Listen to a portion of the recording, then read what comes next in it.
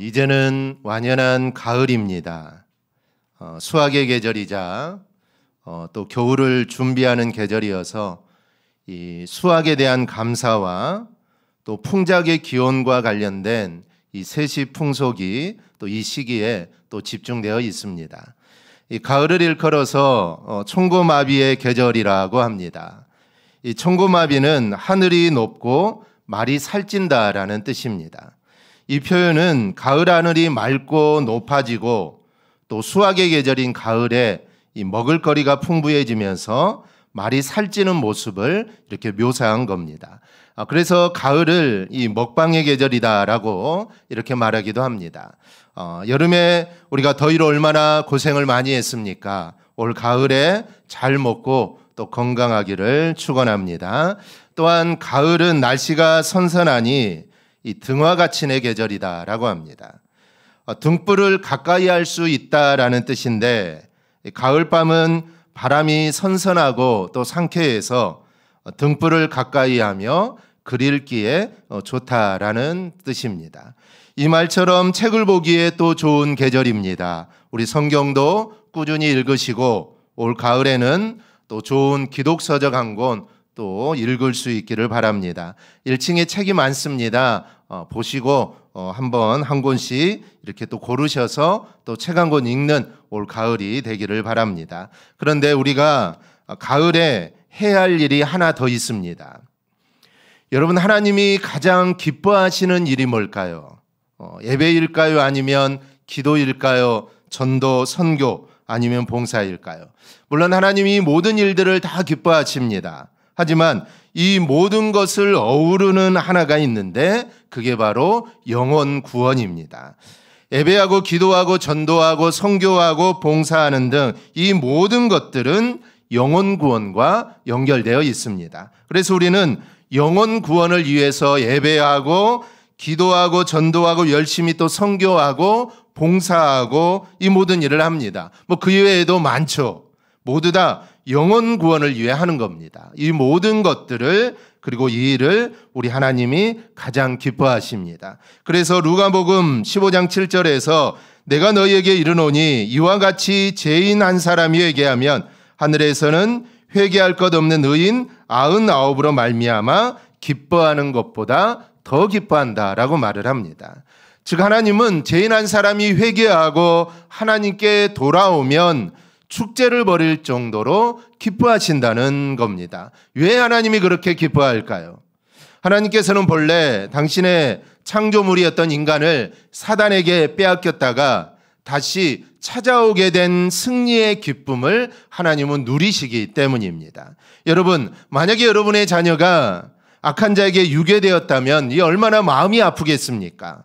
말로 할 수 없을 겁니다. 그런데 그 자녀를 다시 찾는다면 그 기쁨은 또 말로 할 수 없을 정도로 아마 기쁠 겁니다. 하나님도 마찬가지입니다. 하나님도 사랑하는 자녀를 사단에게 빼앗겼지 않았습니까? 그런데 빼앗겼던 그 자녀가 하나님께로 다시 돌아오게 됩니다. 그러니 하나님은 이것을 사단에 대한 승리로 여기신다는 것이죠. 그래서 우리가 열심히 전도해서 한 영혼이라도 하나님께 인도하면 하나님을 가장 기쁘시게 해드리는 거라는 사실을 우리가 잊지 않기를 바랍니다. 여러분, 천국에서 하나님이 따로 잔치를 벌일 일이 어디 있겠습니까? 그것은 늘 기쁨과 찬양의 축제가 벌어지는 곳이 천국입니다. 그런데 죄인 한 사람이 돌아온다면, 죄인 한 사람이 하나님께로 돌아오면 하나님은 더욱 기쁜 축제를 벌인다는 이 사실입니다. 그러므로 올 가을에는 여러분 모두 열심히 전도하여서 하나님을 크게 기쁘시게 해드리는 우리 성도들이 되기를 축복합니다. 일반적으로 교회의 성장에 대해서 두 가지를 이야기합니다. 하나는 몇 명 모이느냐라는 것이죠. 이 사람이 모이는 것으로 소형교회, 중형교회, 대형교회로 구분을 합니다. 그리고 개척을 언제 했느냐가 아니라 작은 교회면 또 개척교회다라고 합니다. 그러니까 소형교회 앞에 이 개척교회가 있는 것이죠. 다른 하나는 교회의 건물로 구분을 합니다. 일정한 순서가 정해져 있습니다. 지하교회에서 또 지상교회, 내 건물교회, 교육관 추가, 그리고 수양관 추가라는 이 순서대로 이야기를 합니다. 이게 교회가 성장해가는 모습이라고 이야기합니다. 지금까지 이야기한 게 한국교회가 성장을 바라보는 시선입니다. 이런 시각의 저변에 깔려있는 게 뭘까요? 교회의 성장을 사이즈로만 보는 겁니다. 그래서 목회자들도 모이면 교인이 몇 명이냐, 교회가 몇 평이냐, 상가 건물이냐, 아니면 건축을 했냐, 이런 것에 관심이 많습니다. 그리고 교인이 많고 또 큰 건물을 가지고 있으면 성장했다, 또 부흥했다라고 이야기합니다. 사실 이 성장이라는 말 자체에 사이즈업이라는 개념이 있습니다. 그러다 보니 한국교회는 교회가 커야 교회의 대접을 받습니다. 그러면서 자연스럽게 물량주의가 교회를 장악하고 말았습니다. 이 맘모니즘이라는 게 있습니다. 이 맘모니즘은 돈이나 재산 또 소유 물질을 절대시하거나 그것에 최고의 가치를 부여하는 것이 이 맘모니즘입니다. 그런데 하나님은 하나님과 재물을 겸하여 섬길 수 없다라고 하나님은 단정적으로 이야기하십니다. 두 주인을 섬길 수 없는데 혹 이를 미워하거나 저를 사랑하거나 혹 이를 중히 여기고 저를 경히 여길 수 있기 때문입니다. 이 교회는 맘모니즘을 비판합니다. 하지만 실상 교회가 맘모니즘에 빠진 격입니다. 저는 일단 교회라는 말과 성장이라는 말을 연결하는 것에 대해서 회의적입니다. 교회는 여느 사업체와는 달라야 합니다. 성과를 만들어내야만 한다라는 것으로 보는 것은 이거는 옳지 않는 것이죠. 이런 관점에서 더 커지지 않으면 무언가 문제가 있다라고 봅니다. 그래서 이른바 이 개척교회들이 성장하지 못할 때 이 목사님들이 부담을 느끼기도 하고 또 성장하지 못한 것에 대한 부담감 때문에 문을 닫는 경우가 많은 것을 우리가 볼 수가 있습니다. 여러분, 교회는 사업체와는 달라야 합니다. 그래서 성장이라는 다소 물질적인 개념보다는 더 성경적인 단어와 교회를 연결해 봐야 합니다. 그런 용어가 어디에 있냐면 오늘 본문 11절 12절에 나옵니다. 그가 어떤 사람은 사도로, 어떤 사람은 선지자로, 어떤 사람은 복음 전하는 자로, 어떤 사람은 목사와 교사로 삼으셨으니 이는 성도를 온전하게 하여 봉사의 일을 하게 하며 그리스도의 몸을 세우려 하심이라. 아멘. 이 11절 말씀은 교회에서 일하는 사람들을 가리킵니다. 이 사도, 선지자, 복음 전하는 자, 목사, 교사, 이 모두 다 말씀과 관련하여 사역하는 자들을 말합니다. 그가 이런 자들을 세우셨다고 했는데 그는 바로 예수 그리스도를 의미합니다. 오늘날 목사들은 일정한 과정을 거치는 공부와 또 훈련을 통해 노예에서 안수받음으로 목사로 세워집니다. 그렇더라도 궁극적으로 이들을 세우는 분은 바로 예수 그리스도다라는 말입니다. 그럼 주님께서 왜 이들을 세우셨을까요? 그리고 이런 직분들이 있다는 것은 교회가 조직되는 것을 의미하는데 그러면 왜 이렇게 교회가 조직되게 하셨을까요? 그에 대한 답이 12절 뒷부분에 나옵니다. 바로 성도를 온전하게 하도록 하기 위함이다. 그리고 온전하여서 결국은 그리스도의 몸을 세우기 위함이다라는 겁니다.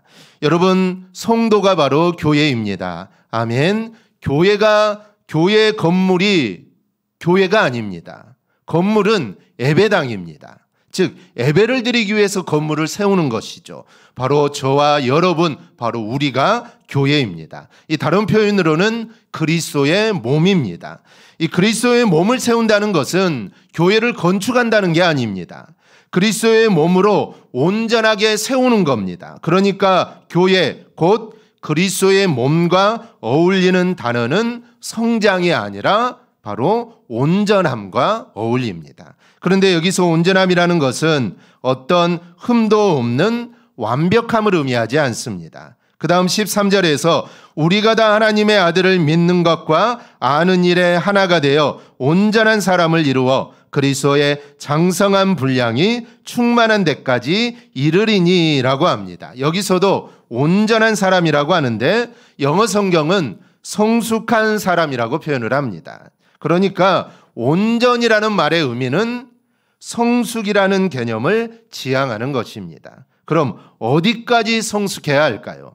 같은 13절에서 그리스도의 장성한 분량까지 성숙해야 합니다. 그리고 15절에서 범사에 그에게 예수 그리스도에게까지 자라는 것이다 라고 말을 합니다. 즉 성도가 된 이후에, 즉 교회는 그리스도의 장성한 분량까지 성숙해 가는 모습을 보여야 한다라는 것이죠. 즉 그대로 머물러서는 안 된다는 겁니다. 처음 예수를 믿을 때와 10년, 20년, 아니 40년이 흘렸는데도 같아서는 절대로 안 된다는 겁니다. 즉 성숙해져 가야 한다라는 것이죠. 온전하다는 말이 성숙하다는 것을 의미하는데 이것은 14절에도 나옵니다. 이는 우리가 이제부터 어린아이가 되지 아니하여 사람의 속임수와 간사한 유혹에 빠져 온갖 교훈의 풍조에 밀려 요동하지 않게 하려 함이라. 즉 어린아이와 되지 아니한다라는 말은 성숙하지 못한 것을 의미합니다. 그러니까 잘한다, 온전하다라는 표현은 성숙을 염두에 두고 하는 말입니다. 이렇게 교회와 연결된 아주 좋은 단어가 본문에 나오는데 잘한다, 바로 세워진다라는 말입니다. 이 말은 성장이 아니라 성숙을 의미합니다. 또 온전하다라는 말이 나오는데 이 역시 성숙을 의미합니다. 그렇다면 교회가 교회다워지려면 어떻게 해야 할까요? 사이즈업도 필요하지만 사이즈업만이 아니라 바로 성숙해야 한다라는 겁니다.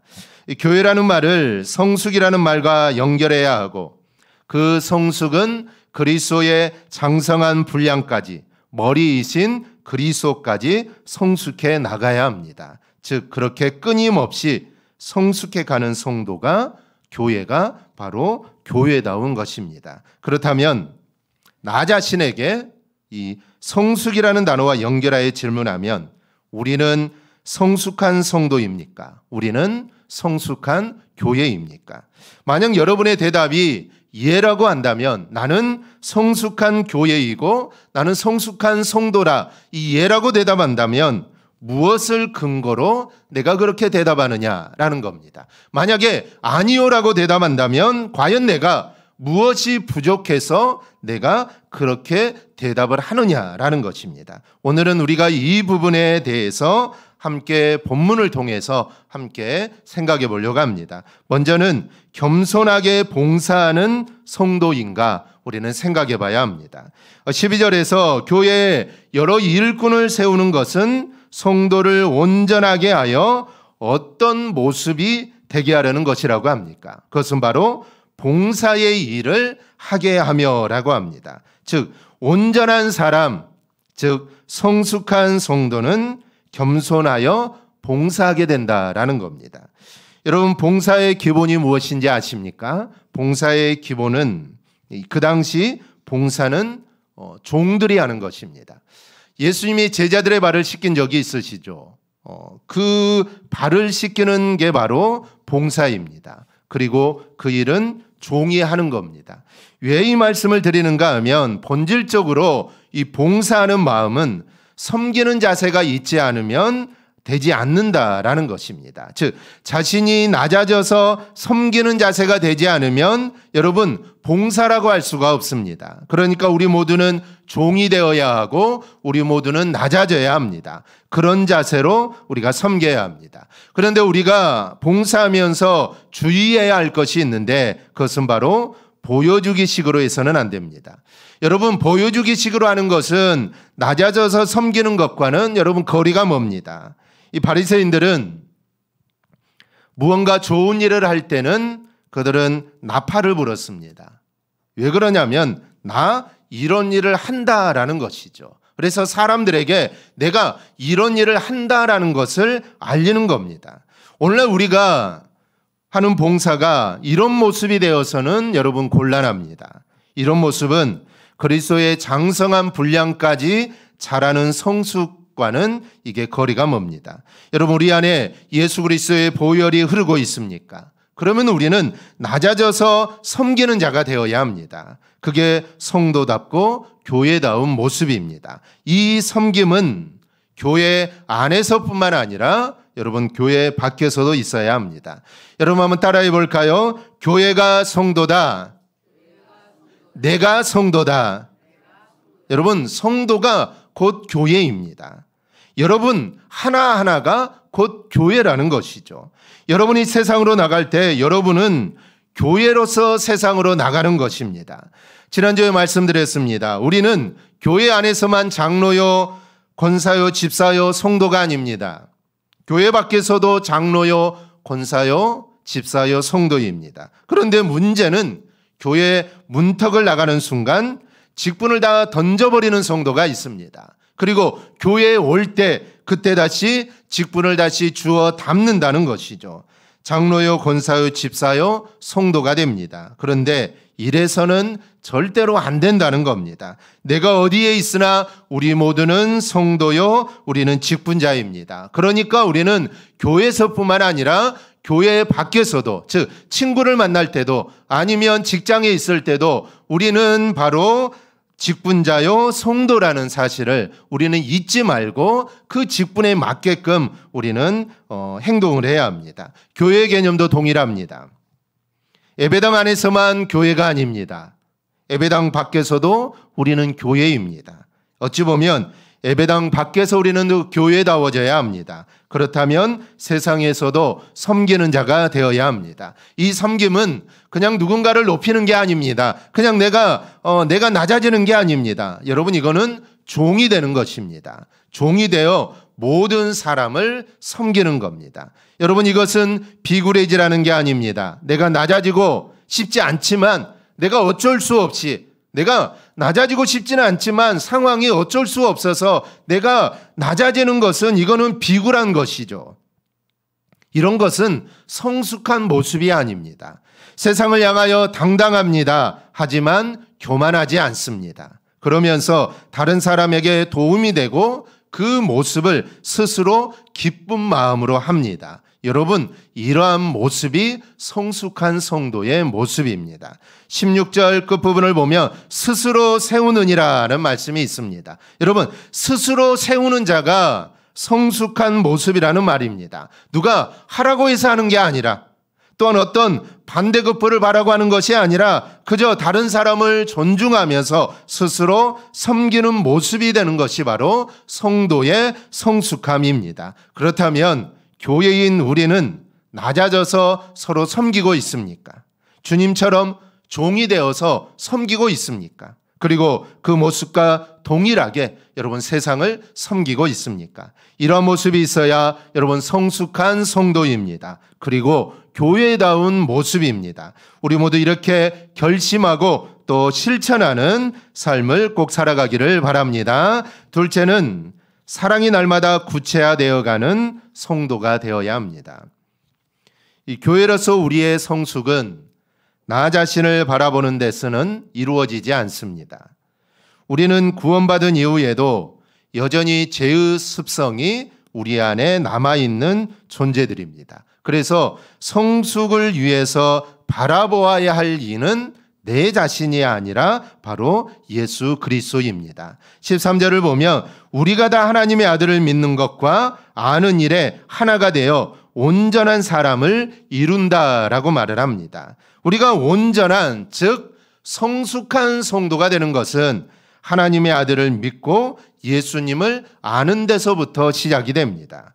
예수 그리스도를 바라봐야만 우리는 성숙한 사람이 되는 겁니다. 우리가 겸손하게 섬기고 봉사하는 것도 예수 그리스도를 바라봄으로써 이게 되는 것입니다. 사랑도 마찬가지입니다. 우리의 힘으로는 세상을 사랑할 수 없습니다. 왜냐하면 세상은 성도들에게 사랑할 수 없는 환경과 조건을 우리에게 제공을 합니다.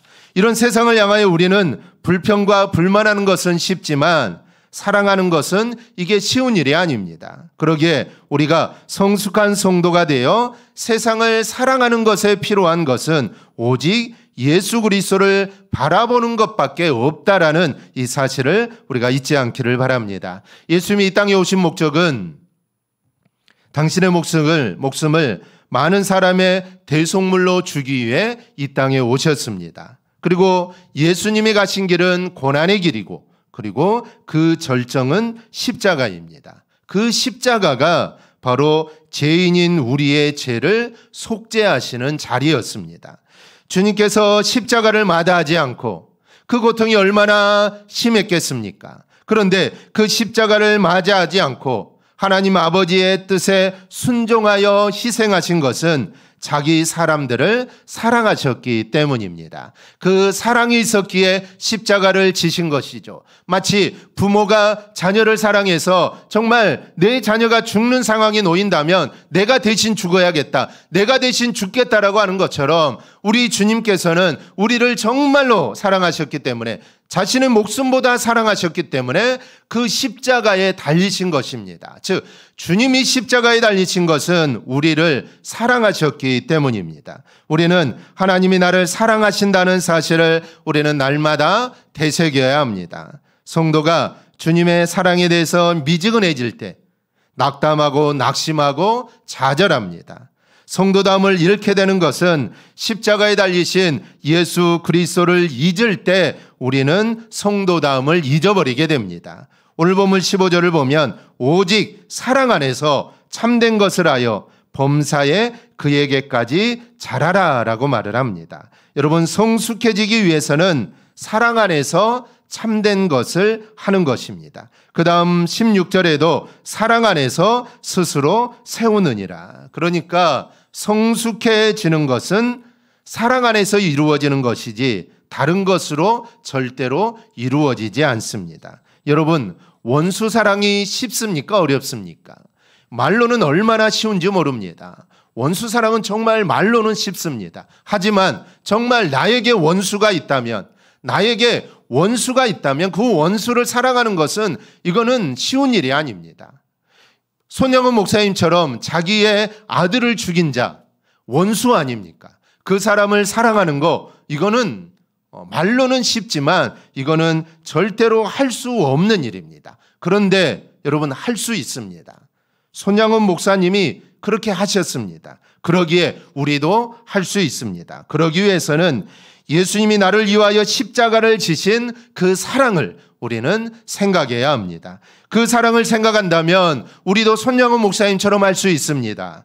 원수 사랑보다 더 큰 사랑을 우리가 받았기 때문에 할 수 있는 것이죠. 만약에 원수 사랑보다 더 큰 사랑을 받지 못했다면 원수 사랑은 여러분 할 수 없습니다. 그런데 내가 원수를 사랑하는 것보다 더 큰 사랑을 내가 받았다라는 것을 내가 깨닫는다면 우리는 원수도 사랑할 수 있습니다. 손영호 목사님처럼 내 아들을 죽인 자, 그 아들을 양자로 삼고 그 아들을 사랑할 수 있는 마음이 그 마음 속에 생기게 된다라는 것이죠. 그래서 우리는 이 사랑하는 마음을 우리 안에 가득 채워야 합니다. 그런데 그 사랑은 예수님의 사랑입니다. 즉 예수님이 나를 사랑한 그 사랑을 우리 마음에 새겨야 합니다. 그렇게 사랑 안에 거하려고 우리가 노력하다 보면 나도 모르게 우리가 성숙해지는 겁니다. 다시 내 자신에게 물어보십시다. 교회인 우리는 그리스도의 십자가 사랑을 바라보면서 세상의 사랑으로 나아가고 있느냐라는 것입니다.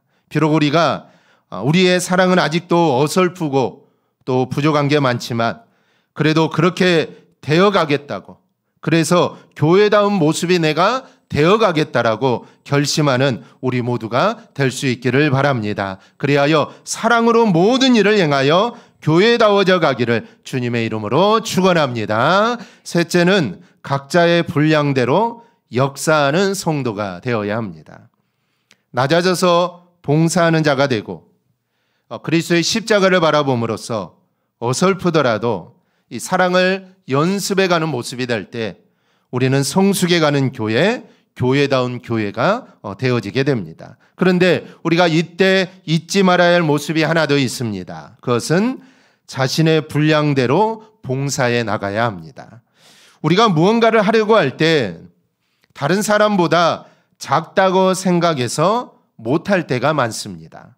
이런 일은 우리 수준에서는 안 된다는 것이죠. 그래서 이거는 우리는 할 수 없다라는 겁니다.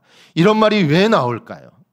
이미 그것에 대해서 어느 정도 잘하는 기준을 정하고 보기 때문입니다. 즉, 이 정도 기준에 올라가 있어야 그 일을 할 수 있다라는 것이죠. 그런데 우리는 거기에 아직은 부족하다는 겁니다. 나는 아직 부족하다는 것이죠. 나는 아직 거기에 이르지 못했다는 겁니다. 그래서 나는 그 일을 할 수 없다. 우리는 그 일을 절대로 할 수 없다라는 겁니다. 여러분, 달란트 비유에서 주인이 5달란트를 맡기고 바란 것이 무엇일까요? 주인이 10달란트 능력을 바랬을까요? 주인이 2달란트를 맡기고 그에게 4달란트의 능력을 바랬을까요? 마찬가지로 주인이 1달란트를 맡기면서 이 1달란트 맡은 자에게 1달란트의 2달란트의 능력을 바랬을까요? 아닙니다. 5달란트와 2달란트 이 받은 자가 남긴 것은 결과입니다. 2달란트 받은 자도 마찬가지죠. 1달란트 받은 자가 그렇게 생각을 한 겁니다. 주인이 나에게 1달란트를 주었으니 내가 1달란트는 더 남겨야 한다. 그런데 내가 혹시 실수를 해서 이것까지 까먹으면 주인이 나를 혼내지 않을까, 이런 생각을 한 것이죠. 그런데 5달란트, 2달란트 맡은 자는 그런 생각을 한 게 아닙니다. 주인이 나에게 5달란트를 맡기면서 배로 불려라고 나에게, 아마 주인이 나에게 그렇게 요구했을 거야, 이런 생각을 한 게 아닙니다. 5달란트를 남긴 거는 결과일 뿐인 것입니다. 주인은 그냥 맡긴 것입니다. 그것을 맡겨주고 그것을 가지고 열심히 장사하라는 것이죠. 그래서 1달란트 맡은 자가 1달란트를 다시 가져다가 줄 때 주인이 이렇게 말합니다. 그렇다면 은행에 맡겨서 이자라도 받아와야 하지 않느냐라는 것이죠. 주인은 자기가 주지 않은 것을 바란 게 아니라는 겁니다. 준 것에 대하여 바란다는 것이죠. 하나님 우리에게 맡기신 것에 관해서 물으시지 맡기지 않으신 것에 대해서는 절대로 묻지 않습니다. 5달란트를 맡아놓고 10달란트를 하나님은 우리에게 요구하는 게 아닙니다. 그런 하나님이 아니라는 것이죠. 그러니 다른 사람의 것을 기준으로 삼고는 그렇게 못한다고 미리 나가 떨어지는 모습이 되어서는 절대로 안 된다는 것입니다. 낮아져서 섬기는 일도 나에게 주신 분량만큼 여러분 최선을 다하면 됩니다. 내게 주신 만큼 하면 됩니다. 이 세상을 살아가는 건 역시 나에게 주신 것의 분량만큼 최선을 다하면 됩니다. 그러면 그 이상은 어떻게 합니까? 16절입니다. 우리 16절 함께 보이겠습니다. 그에게서 온몸이 각 마디를 통하여 도움을 받음으로 연결되고 결합되어 각 지체의 분량대로 역사하여 그 몸을 자라게 하며 사랑 안에서 스스로 세우느니라. 아멘. 즉 우리의 분량대로 열심히 하면 여러분 그리스도의 몸인 교회는 연결되어 있습니다. 연결되어 있기 때문에 이것들이 연합되어 더 큰 역사를 이루게 된다라는 것이죠. 즉 하나님이 나에게 맡겨주신 것들, 하나님이 나에게 주신 분량, 그것들을 내가 나에게 주신 것을 내가 최선을 다해서 섬기고 열심히 하다 보면 우리는 하나로 다 연결되어 있기 때문에 내가 하지 못한 것을 누군가가 그 부분을 채워주는 것입니다. 그렇게 되어서 교회는 하나가 되어서 그 일들을 이루어간다라는 것입니다. 그렇기 때문에 나는 하나님이 나에게 주신 것들, 하나님이 나에게 허락하신 것들, 하나님이 내게 주신 분량대로 그 분량 안에서 우리는 최선을 다하면 됩니다. 다른 사람이 못한다고 말할 필요도 없습니다.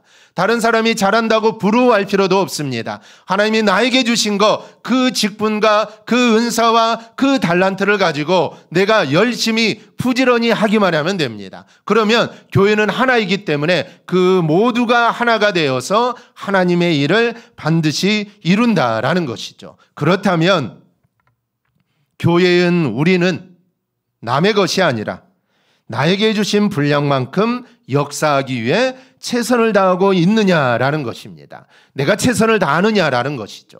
하나님이 나에게 주신 것이 있는데 내가 그것을 이건 너무 작아, 이것 가지고는 할 수 없어 이렇게 생각하고 그냥 버려두고 있는지, 아니면 그게 너무나도 작은 것이지만 정말 너무나도 작은 것이지만 나에게 주었기 때문에 그 작은 것을 가지고 내가 열심히 부지런히 봉사하고 섬기며 사랑을 하고 있는지 우리는 내 자신을 우리는 살펴보아야 합니다. 우리에게 필요한 것은 여러분 겸손입니다. 그리고 사랑입니다. 그리고 나에게 주신 분량만큼 헌신하고 봉사하면 됩니다. 그러면 비록 작은 것이지만 하나님은 그 작은 것을 받으시고 크게 만들어 주시는 분입니다.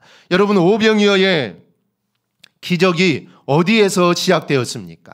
5,000개의 빵과 5,000개의 물고기에서 시작된 게 아닙니다.